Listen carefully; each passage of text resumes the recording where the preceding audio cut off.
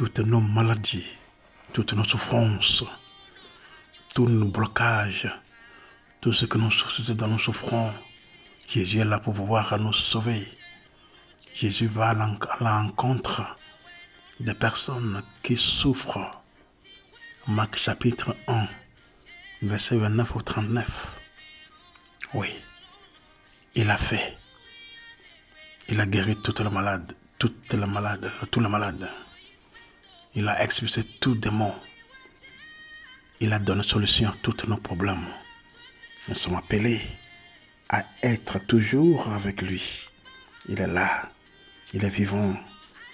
Il est la solution pour tous nos problèmes. Jésus est la solution. La seule solution pour tous nos problèmes. C'est la foi qui compte. Est-ce que vous avez la foi? Voulez-vous être sauvé, guéri? Approchez-vous de lui. Entrons. Ne t'inquiète de rien et n'aie aucune crainte. La joie vient le matin, les problèmes ne durent qu'un temps. Car il y a un ami nommé Jésus qui essuiera toutes tes larmes. Bonjour, prions. Dieu, notre Père et notre Mère, éternel et tout-puissant, toi qui n'as pas été créé par les mains humaines,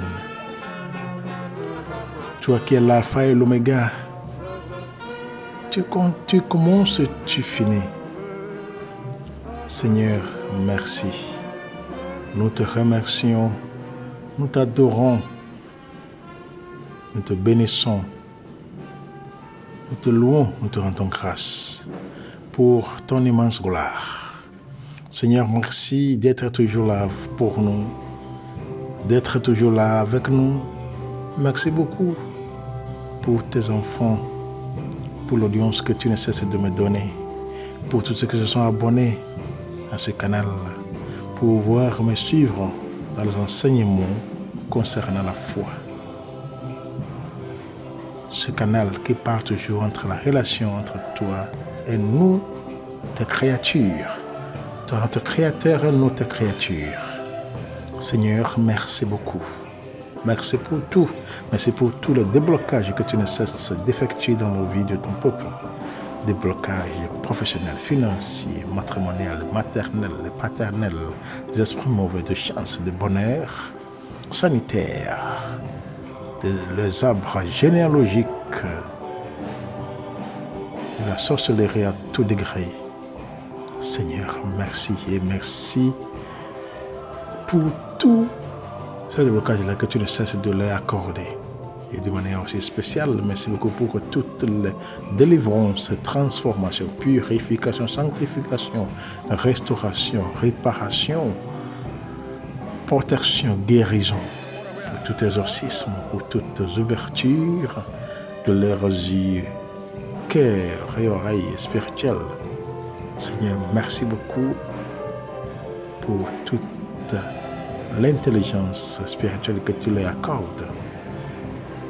Seigneur, merci.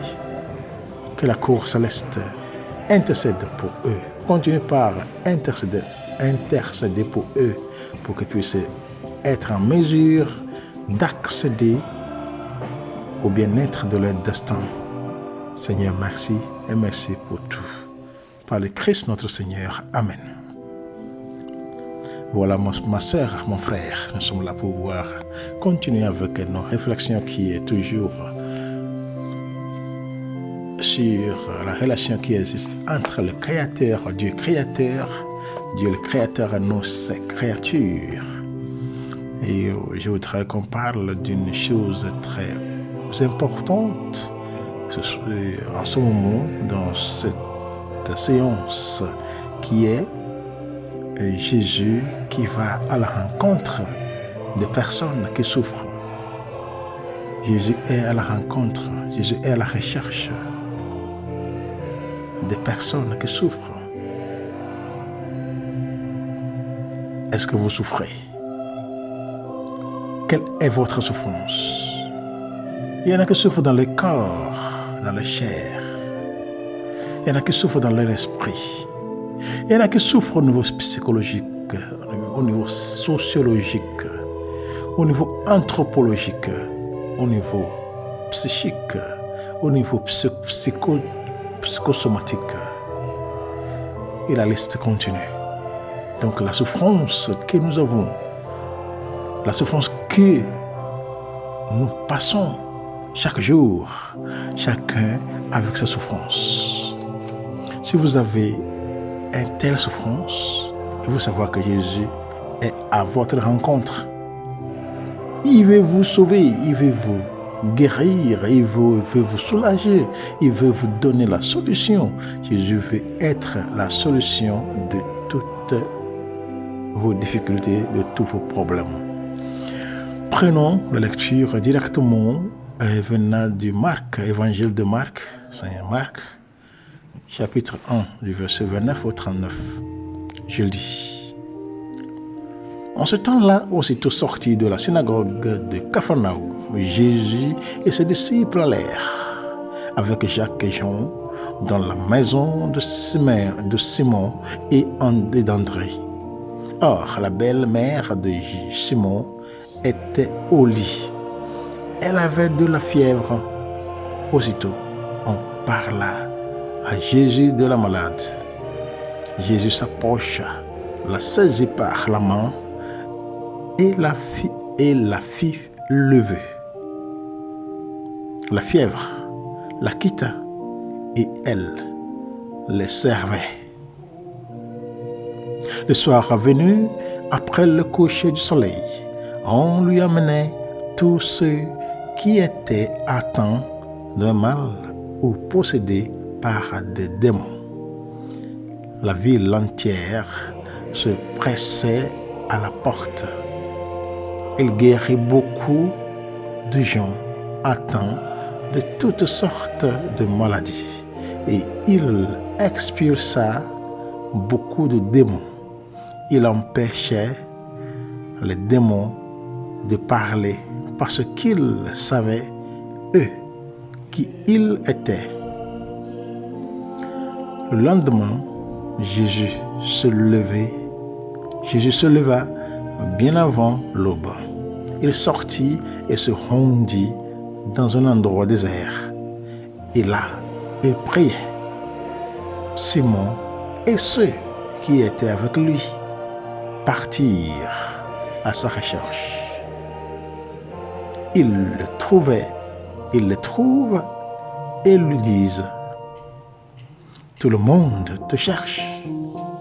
Jésus leur dit: allons ailleurs, dans les villes, dans les villages voisins, afin que là aussi je proclame l'évangile, car c'est pour cela que je suis sorti.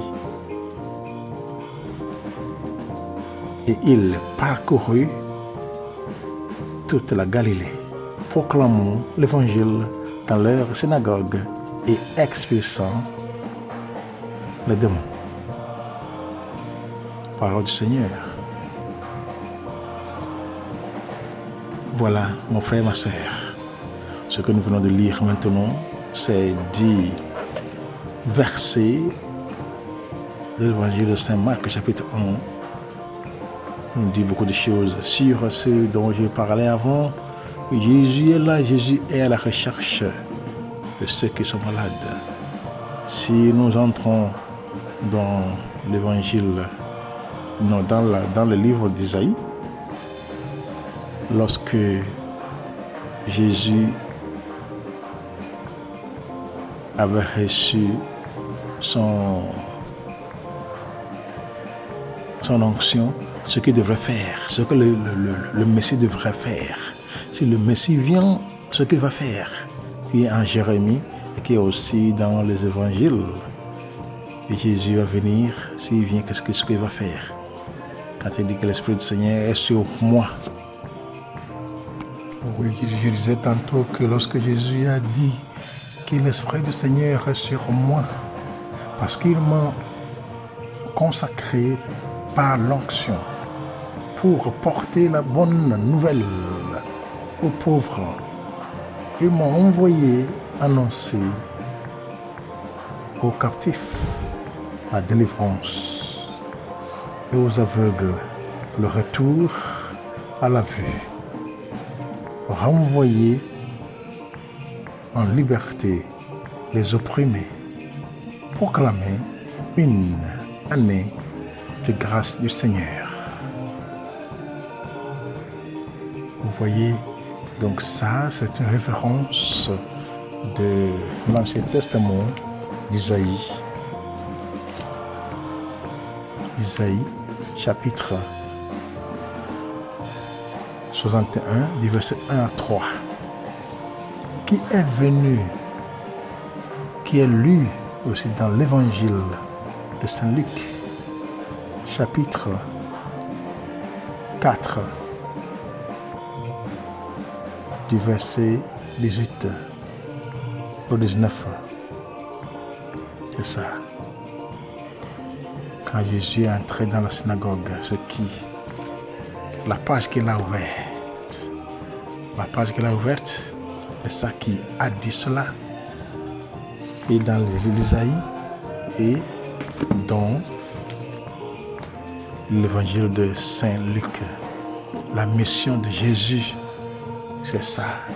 Il est venu, ce n'est pas pour rien. Il est venu faire quelque chose de pertinent dans la vie de l'homme, pouvoir racheter l'homme.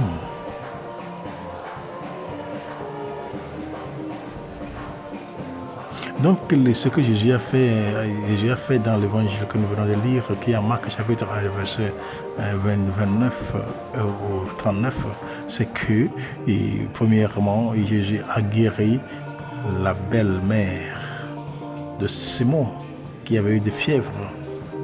Quand Jésus après cela, il est parti pour pouvoir la toucher. Jésus l'a touché seulement. En touchant la malade, aussitôt, la maladie la quitta, la fièvre la quitta. Et elle a commencé par servir le Seigneur. Voilà comment nous voulons servir le Seigneur, mais dans notre vie, des fois, nous avons des difficultés, nous avons des barrières, des montagnes, ce qui nous empêche à pouvoir bien répondre au service du Seigneur, à pouvoir bien répondre à l'adoration du Seigneur, à pouvoir bien répondre à ce que le Seigneur nous demande de lui faire. Vous voyez, donc c'est très, très, très, très difficile pour nous de pouvoir répondre au Seigneur lorsqu'on est malade. Comment est-ce qu'on peut être content lorsque nous sommes malades? On ne peut pas. Quand le corps souffre, quand le corps est dans les douleurs, la chair souffre. L'homme ne peut jamais être content lorsque la chair souffre. Donc voilà, le Seigneur a donné la bonne santé à la belle-mère de Simon pour qu'elle puisse retrouver sa force pour pouvoir continuer par servir le Seigneur et par servir le monde autour d'elle.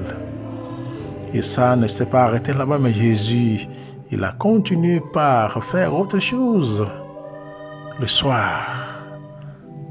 C'était le matin qu'il a guéri la belle-mère de Simon.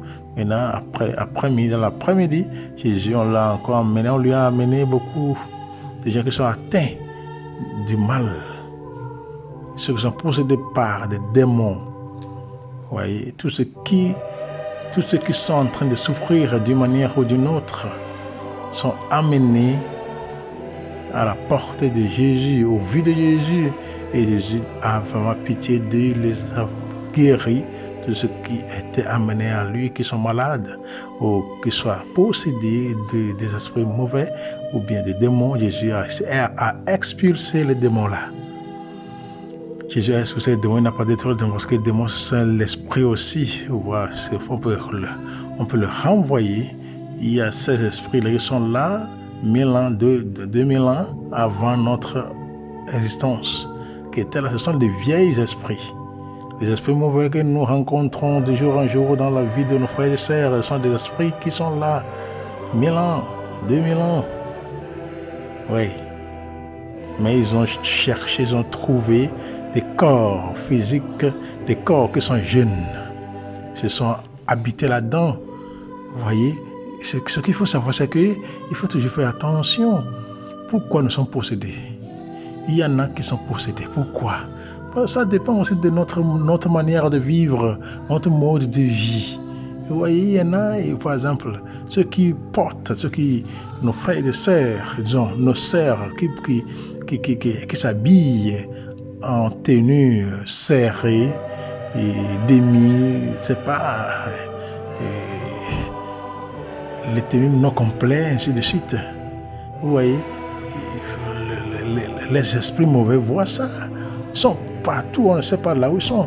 Mais là, notre manière de nous habiller aussi peut attirer le malheur, disons, l'esprit maléfique dans notre vie. Voilà. Parce que nous sommes exposés, nous sommes en train de nous vendre pour le monde. Donc le monde va nous acheter. Donc tout ça là fait qu'il y en a qui sont possédés de beaucoup d'esprits. Et que nous savons beaucoup d'esprits, beaucoup d'entre nous ont beaucoup de ces esprits-là. Nous sommes,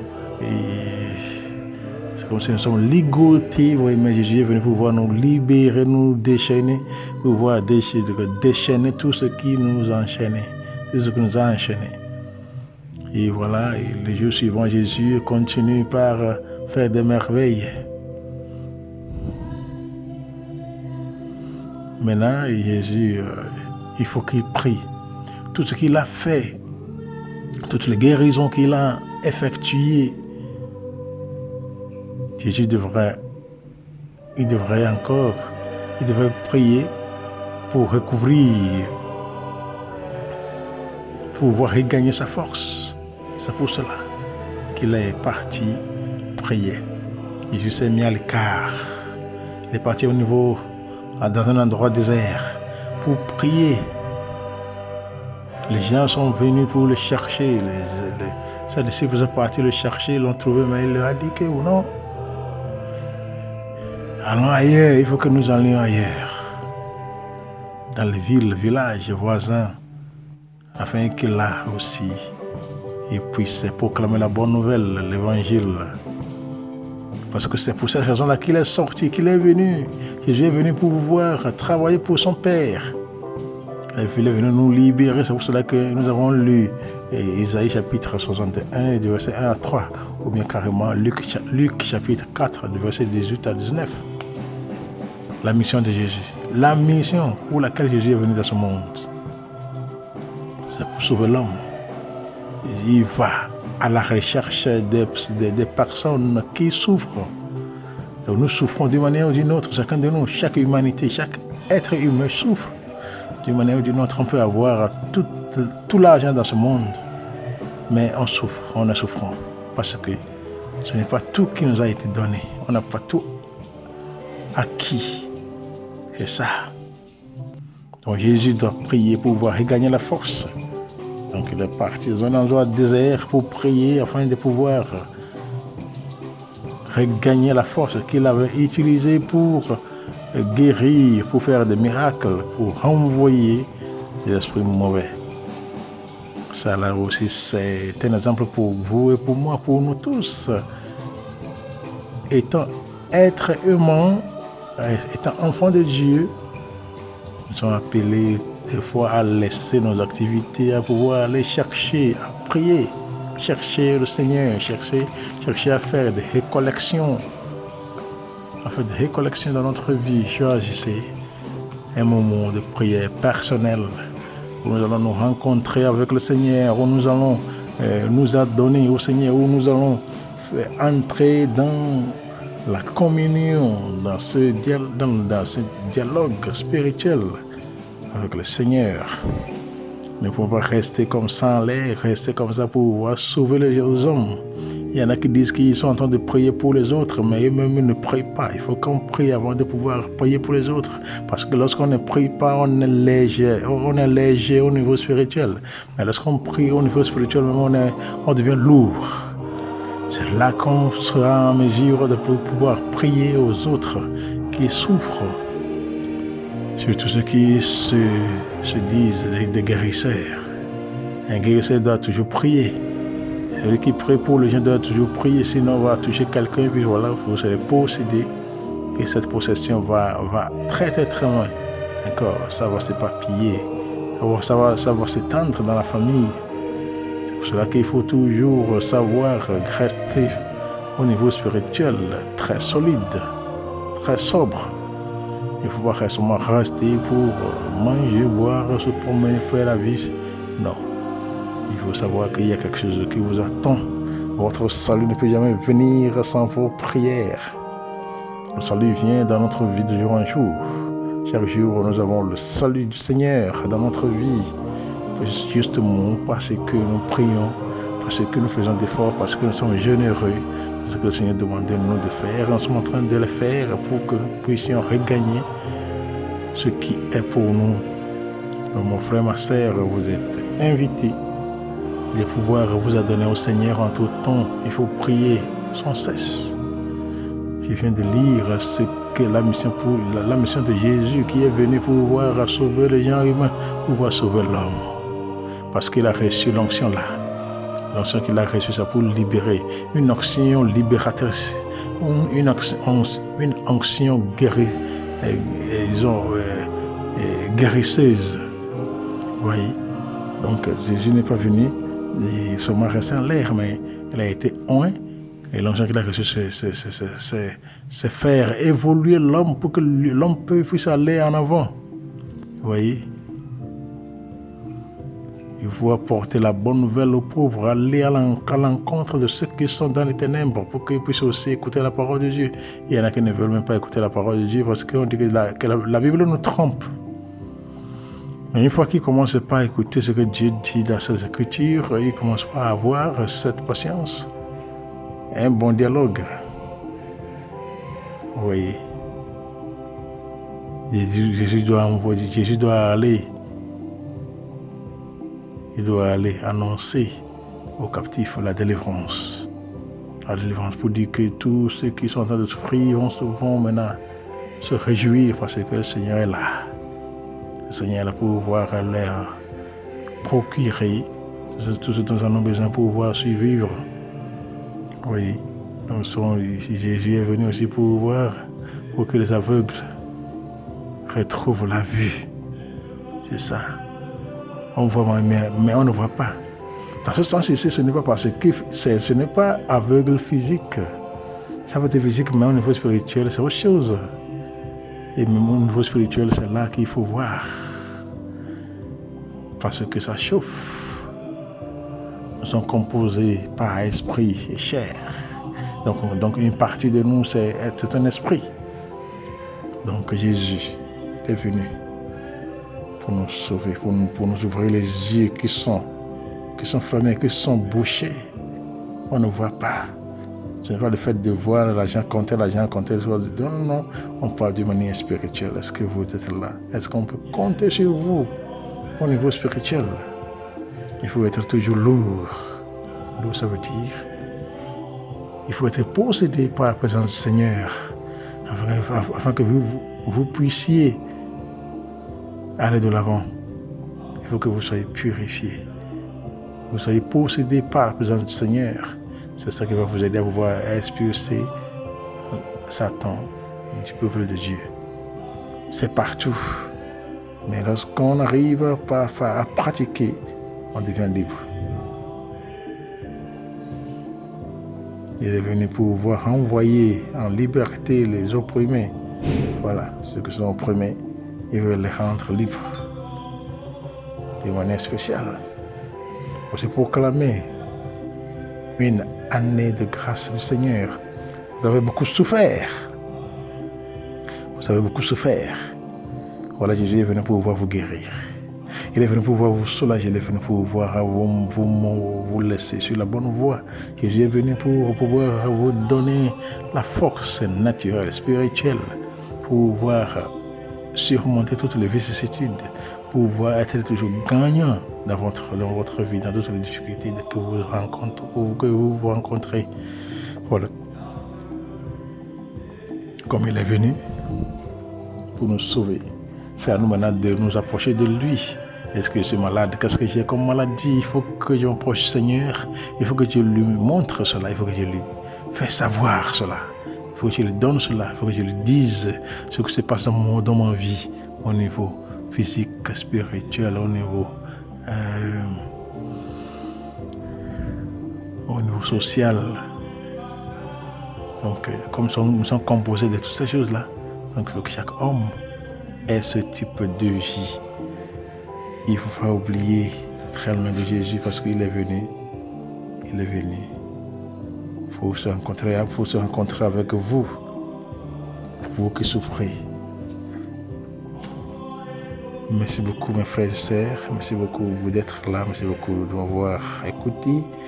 Et si vous n'avez pas encore vous abonner, ayez l'amabilité de vous abonner pour pouvoir nous aider à aller de l'avant.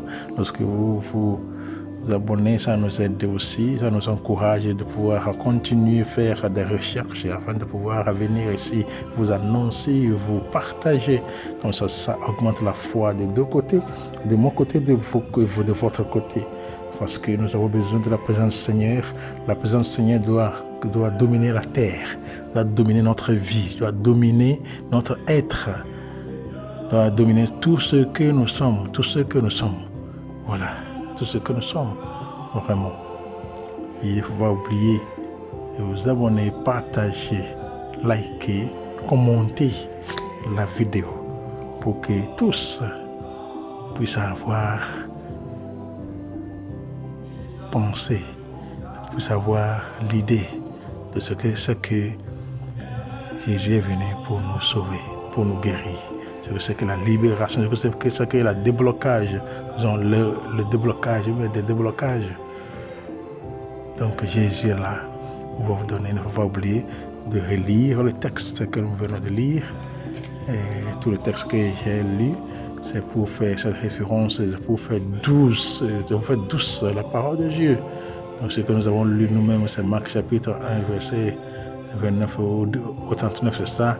Et la lecture initiale, principale, que nous avons lu pour commencer par là. Et puis voilà, sur même faisant, et on a fait venir Isaïe chapitre 61, verset 1 à 3, où ça se trouve aussi encore dans l'évangile de Saint Luc, chapitre 4, verset 18-19.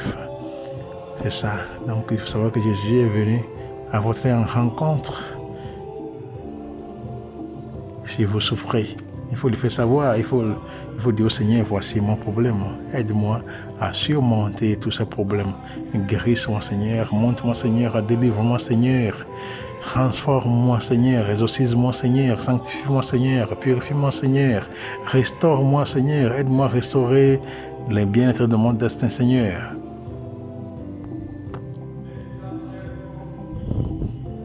Tout ça et beaucoup de choses. Ce qui vous dérange, vous seulement s'approcher de lui, il est toujours aux bras ouverts, pouvoir vous recevoir, pouvoir vous conseiller, pouvoir vous guérir pour toujours.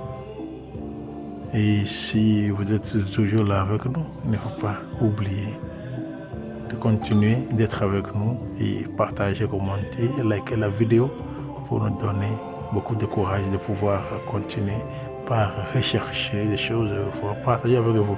Je sais que ce n'est pas tout le monde qui a le temps, qui a la chance d'écouter la parole de Dieu. Il y en a qui n'ont même pas la Bible. C'est très difficile. Et que le Seigneur continue par vous bénir, par vous donner la force spirituelle, par vous débloquer de tout ce que nous avons prié pour aujourd'hui, et aussi pouvoir vous libérer et transformer, délivrer, ainsi de suite, que nous venons d'évoquer, qu'il continue par vous mettre sur place. Surtout, que la cour céleste intercède pour vous en tout temps, pour que vous puissiez être toujours des vainqueurs des ténèbres,